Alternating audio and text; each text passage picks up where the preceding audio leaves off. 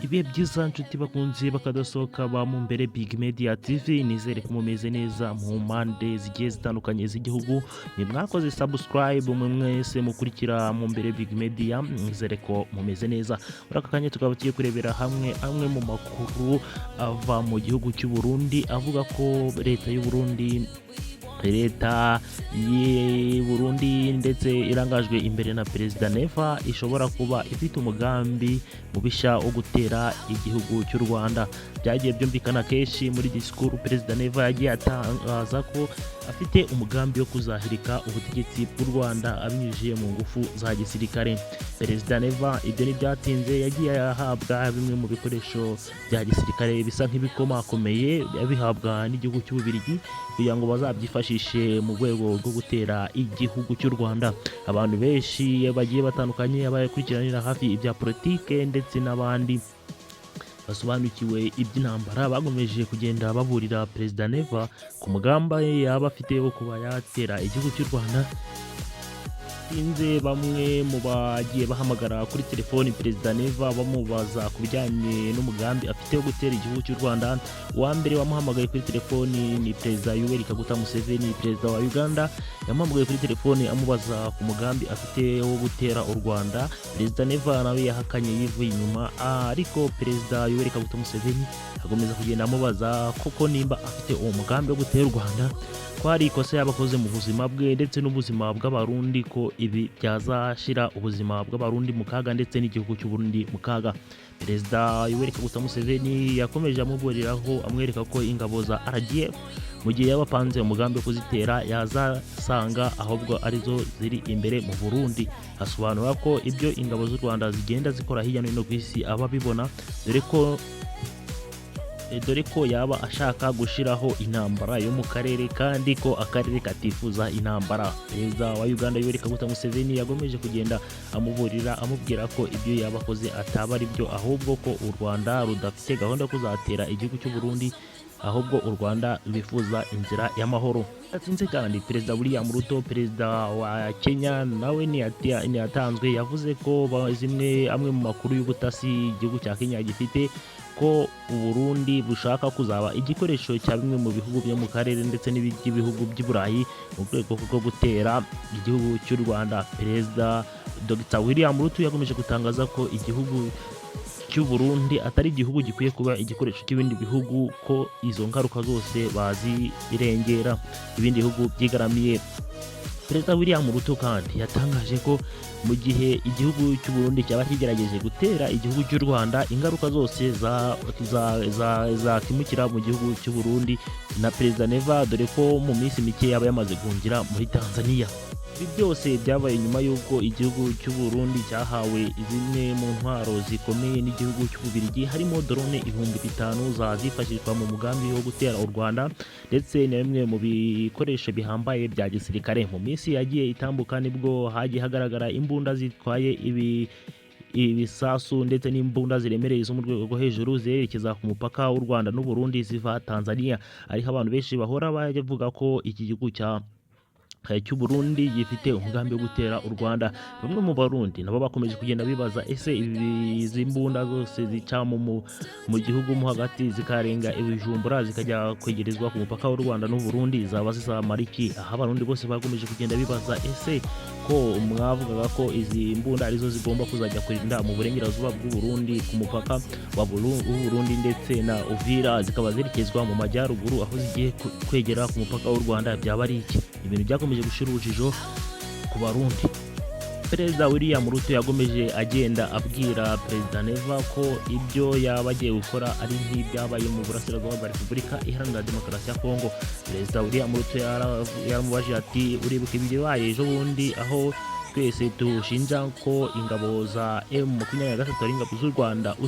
Uribesha cyane, niba ingabo za M23 zarakunaniye ndetse zarananiye SADC, Mai FDLR, Repubulika Iharanira Demokarasi ya Kongo, ingabo za Repubulika Iharanira Demokarasi ya Kongo arizo FARDC zikaba zarananiye na zimwe n'ingabo z'abacancuro, urumva izo ngabo zoroshe? N'amagambo William Ruto yabwiye Perezida Neva. Nanone Perezida Dr William Ruto yanongeyeho aravuga ati izi ngabo za M23 nimba zarananiye izo ngabo zose z'abibumbye, uratekereza yuko ingabo za ingabo za RGF zaba zikubye imbaraga inshuro 100? Urumva weho waza bivamo?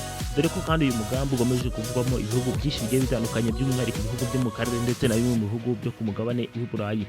Bimwe muri ibyo bihugu ni ibihe? Bimwe muri ibyo bihugu bigomeje kugenda bivugwa muri uwo mugambi mubisha wo gutera ingabo gutera igihugu cy'u Rwanda bagakuraho ubutegetsi, harimo igihugu cya Repubulika Iharanira Demokarasi ya Kongo, igihugu cya Tanzania ndetse n'igihugu cy'u Burundi, Angola ndetse n'igihugu cyo ku mugabane w'Uburayi aricyo Ububiligi, ndetse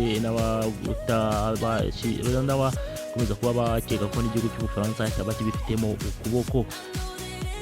Ariko kandi abakurikiranira hafi ibijyanye n'intambara zo mu karere bagomeza kugenda batangaza yuko iyi ntambara kuko iramutse ibayeho byaba ari akaga gakomeye akarere kaba gahuye nako, dore ko bamwe mu bayobozi ndetse n'ingabo z'u Rwanda zagomeje gutangaza yuko nta muntu n'umwe uzigera atera u Rwanda, ahubwo ko u Rwanda ruzamugirira nabi rukamusanga aho yaturutse. Nta magambo yagiye atangazwa mu gihe kigiye gitandukanye, aho umukuru w'igihugu nyakubahwa Perezida Paul Kagame yatangaje ko uzihirahira wese ashaka gutera u Rwanda uwo muriro abazajya kuwakiriza iwe.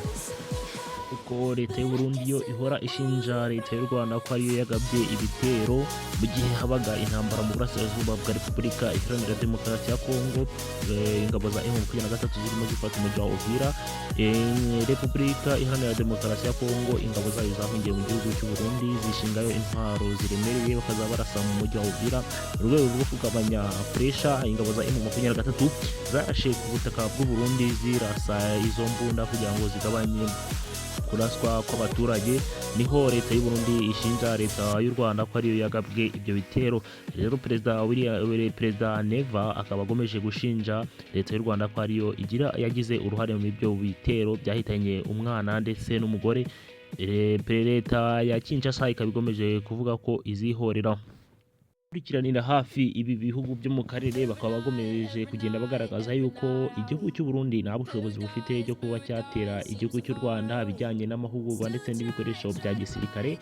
Abantu benshi bakagomeza kugenda baburira igihugu cy'u Burundi bakaba bakibwira ko nikiramuka kigerageje ibi bintu bitazigera byoroha habe n'akana gato. Babihuriza aho ingabo za SADC n'iza MONUSCO zari zimaze gukurwa mu burasirazuba bwa Repubulika Iharanira Demokarasi ya Kongo, hasigaye ingabo 29 by'u Burundi, aho ingabo 29 by'u Burundi baje kwihuza n'ingabo za FARDC, Mai ndetse na Wazalendo, tibagiwe na FDLR. Ariko umutwe wa M23 wabakubise inshuro ndetse bafatana n'amarembo y'u Burundi ariyo Uvira. Ese wowe urakeka yuko ingabo z'u Burundi ndetse n'ingabo za FDLR ziramutse zigize koko uwo mugambi wo gutera igihugu cy'u Rwanda cyazabivamo?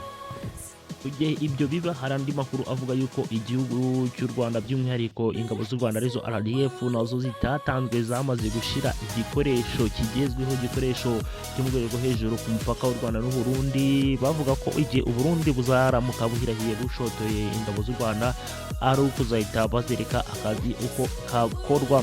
Abantu benshi bakakomeza bagenda bagaragaza yuko leta ya Kinshasa igomeje kuzamura hagati yicaye, ariko nijya kukamanura bizayibera akaga gakomeye.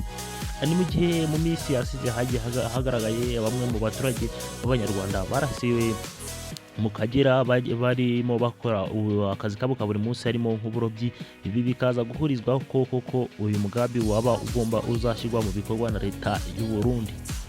Uyu mugambi wo gutera u Rwanda no guherika ubutegetsi, bimwe mu bihugu byo muri Afurika biheraho bivuga ko ingabo zabo za MONUSCO igihe zari mu burasirazuba bwa Repubulika Iharanira Demokarasi ya Kongo, umutwe wa M23 w'inyeshyamba bashinja ko ari ingabo z'u Rwanda ziba ziriyo ngo zabikiye abantu, by'umwihariko muri ingabo za South Africa igihe zafatirwaga mu